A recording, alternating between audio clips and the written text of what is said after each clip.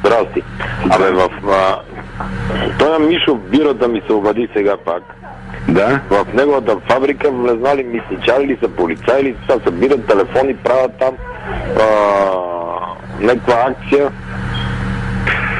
Значи, когато беше разговора при вас, ти нали казахте да се срещна с него и да се разбера. Аз го извиках при мене и почнахме да разговаряме.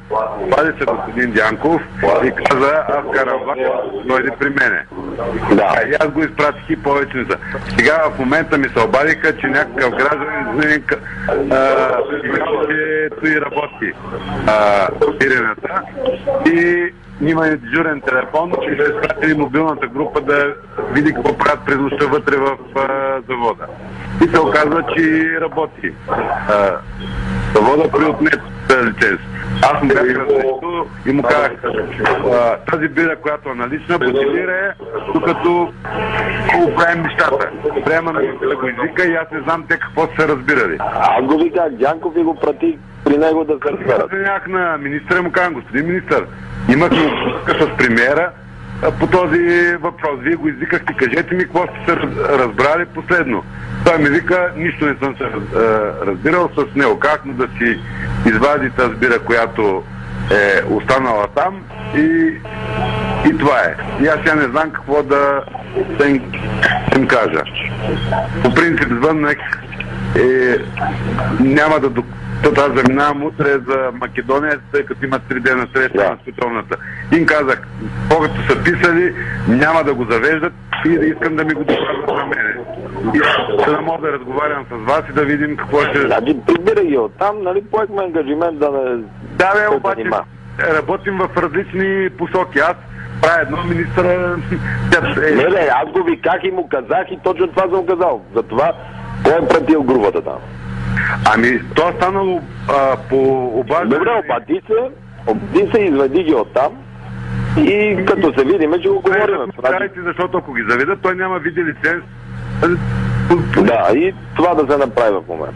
Аз това казах, материалите да бъдат на моето бюро и няма да се прави нищо, докато не се върнат да взема решение по въпроса. Добре, ако трябва обади му се, и му кажи какво сме се разбрали, защото там поех ангажимент и аз не съм Първанов. Като съм му обещал, че няма го закачам, няма го закачам. Разбрано, сега ще звъна на министъра и ще му кажа... Кажи му на министър. Значи, звъни му на министъра ти, кажи му какво съм казал и същото и на Мишо му се обади и му го кажи. Добре, разбрано. Айде.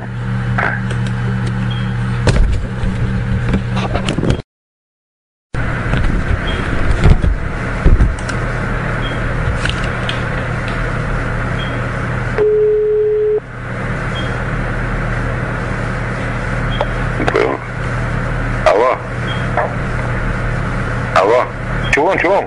Тони, звъня ми премиера, то съм Мишо звъннал. Така? И казвам, аз какво ти казах на тебе, аз не съм Първанов, аз като съм пъл ангажимент към един човек.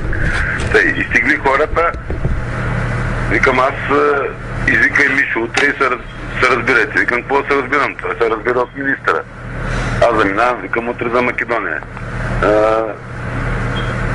Всичко, което са правили като протоколи, вика, докато се върнеш, няма да не се завежда нищо и тогава ще разговарям. И звъни и се обади на министъра, съм казал се. Викам, тя ще му звънна, но ако не ми дигди. Ами, значи, аз съм говорил с Володя, той е изпратил човека от последващ контрол, който живее на Враца. Враца и Мездра, знаете, че е близко. Той ще да отиде на място. Това е човека, който е запечатал нещата в 6 часа вчера. И чакам обаждане обратно, за да ми каже действително какво е състоянието.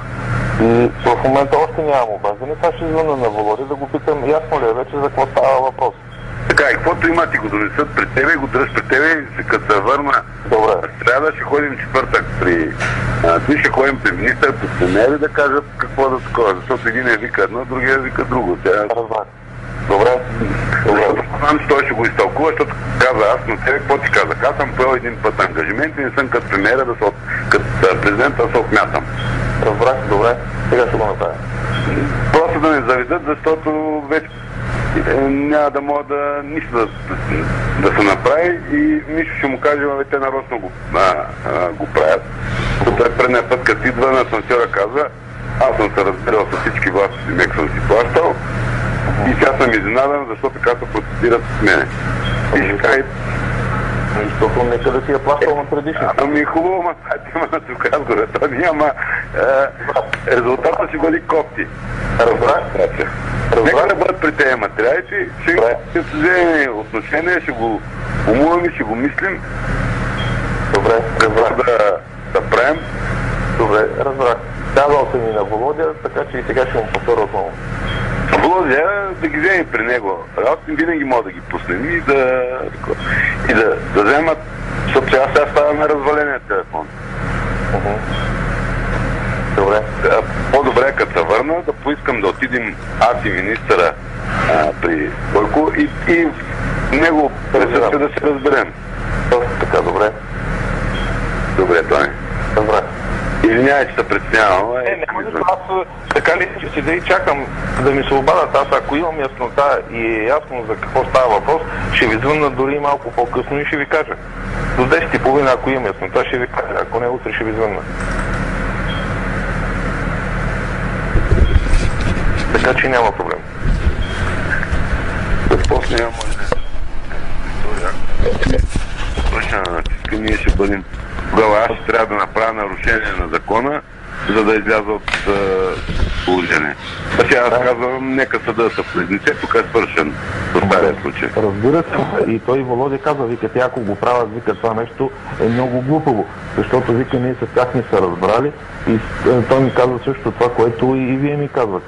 И вика, и в края на работния ден, нашия човек вика запечатва, след което вика, те искаха от мен във вторник да им разреша да работят и нощна смяна, за да могат да приключат. И аз вика, щях да им разреша за сега вторник, който идва. Така че вика, аз не виждам защо вика постъпват по този начин.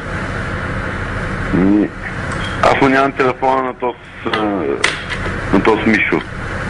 Аз също му нямам телефона, ама според мен такъв е този нещастник, ще му звъним и сега по телефона. И аз това искам да му кажа.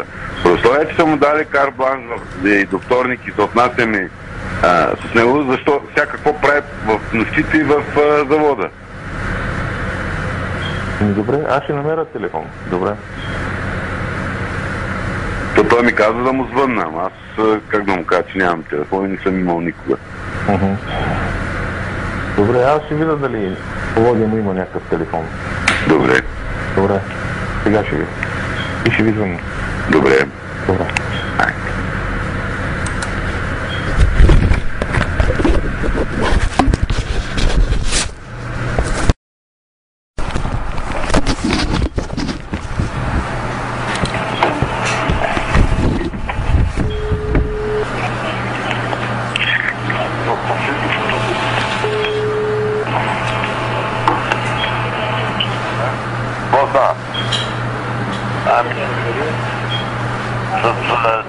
Съм свързал, обаче с нашите хора се свързвах. Да.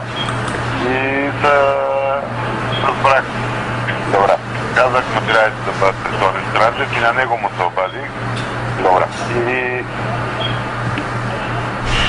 Добре, утре да има проблеми.